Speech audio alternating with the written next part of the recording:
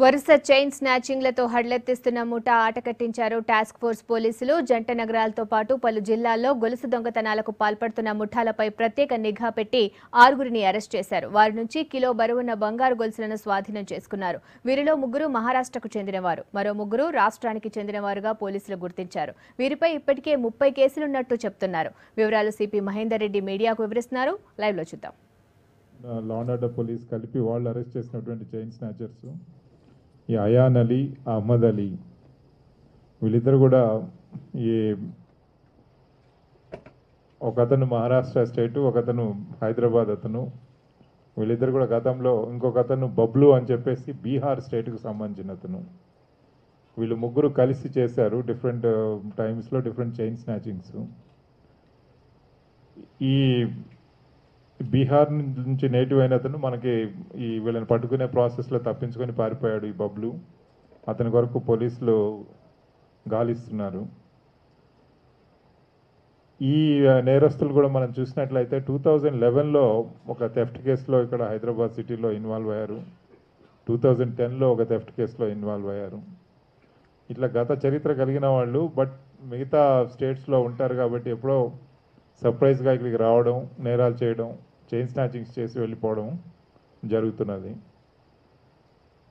అయితే మొత్తం ఇప్పుడు ఈ 19 chain snatching cases first gang వాళ్ళు, 11 chain snatching cases second gang వాళ్ళు, మొత్తము కలిపి 30 చైన్ స్నాచింగ్ కేసులలో వీళ్ళు ఇన్వాల్వ్ అయ్యారు. దాంట్లో రికవరీ చేయడం జరిగింది.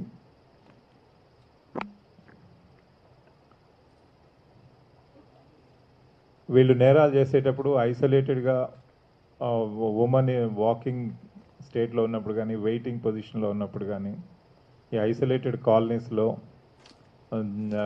ట్రాఫిక్ ఎక్కువగా లేని ఏరియాస్ సెలెక్ట్ చేసుకొని ఈ హై స్పీడ్ బైక్స్ మీద వచ్చి ఆ లేడీ దగ్గర అప్రోచ్ అయిన తర్వాత, లేడీని అప్రోచ్ అయినప్పుడు కొంచెం స్లో డౌన్ చేసేసి చైన్ స్నాచ్ చేసుకొని మళ్ళీ స్పీడప్ చేసుకొని వెళ్ళిపోతున్నారు.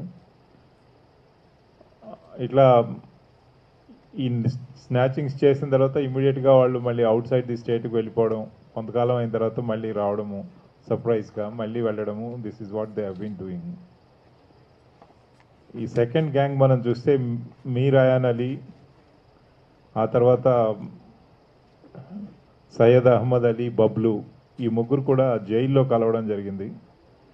జైల్లో ఒక రాబరీ కేసులో వెళ్ళిన తర్వాత గతంలో డిఫరెంట్ కేసెస్లో వచ్చిన వాళ్ళు అక్కడ పరిచయం అయ్యి అక్కడ ఒక గ్యాంగ్గా ఫామ్ చేసి బయటకు వచ్చిన తర్వాత వీళ్ళంతా చైన్ స్నాచింగ్స్ చేయడం మొదలెట్టారు.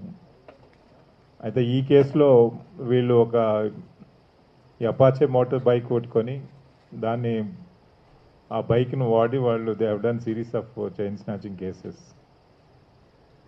అయితే ఈ ఎంటైర్ వర్క్ చేసింది మన డీసీపీ సౌత్ జోన్ సత్యనారాయణ గారు, వాళ్ళ టీము, అలాగే Koti Reddy task force additional DCP Sridhar, Sukhdev Singh, inspectors east zone and south zone, వాళ్ళ స్టాఫ్, మిగతా వాళ్ళందరూ కూడా వాళ్ళ కృషితోటి ఈ కేసెస్ డిటెక్ట్ అయ్యాయి.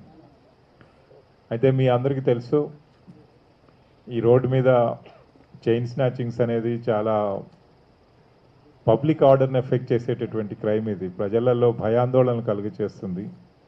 ముఖ్యంగా మనకి 50% ఆఫ్ ది పాపులేషన్ ఉమెన్. వారు రోడ్డు మీదకి వచ్చినప్పుడు ఈ చైన్ లాక్కొని పోవడం అనేది చాలా సీరియస్ అఫెన్స్గా మేము దాన్ని పరిగణిస్తున్నాం. ఎందుకంటే అది ఒక ఎంత గోల్డ్ పోయిందనేది అక్కడ ఇంపార్టెంట్ కాదు, కానీ వాళ్ళకి ఎమోషనల్గా, సెంటిమెంటల్గా అది చాలా ఇంపాక్ట్ చేస్తుంది ఉమెన్ అనేది మేము పోలీస్ డిపార్ట్మెంట్ నుంచి రికగ్నైజ్ చేసి ఈ చైన్ స్నాచింగ్స్ పైన స్పెషల్ ఎఫర్ట్ కూడా పెట్టడం జరిగింది. ఈ సంవత్సరం మనం చూసినట్లయితే గత 2 సంవత్సరాలతో కంపారిటివ్గా 2 ఇయర్స్ 3 ఇయర్స్ మనం చూస్తే 2013, 14, 15, 2013తో చూస్తే ఈ సంవత్సరం ఆల్మోస్ట్ 50% చైన్ స్నాచింగ్స్ తగ్గాయి అన్నట్లు. లాస్ట్ ఇయర్తో చూసినా కానీ దాదాపుగా 50% చైన్ స్నాచింగ్స్ తగ్గాయి. అయినా కానీ 217 అఫెన్సెస్ ఈ సంవత్సరం జరిగాయి. కాబట్టి వాటిని ఛాలెంజ్గా తీసుకొని వాటన్నిటిని డిటెక్ట్ చేయాల్సిన బాధ్యత మా పైన ఉంది. దాని కొరకు మేము ఇప్పుడు ఈచ్ జోన్లో ఒక స్నాచింగ్ టీమ్ అని చెప్పేసి జోనల్ డీసీపీ ఆధ్వర్యంలో వాటిని ఫామ్ చేయడం జరిగింది.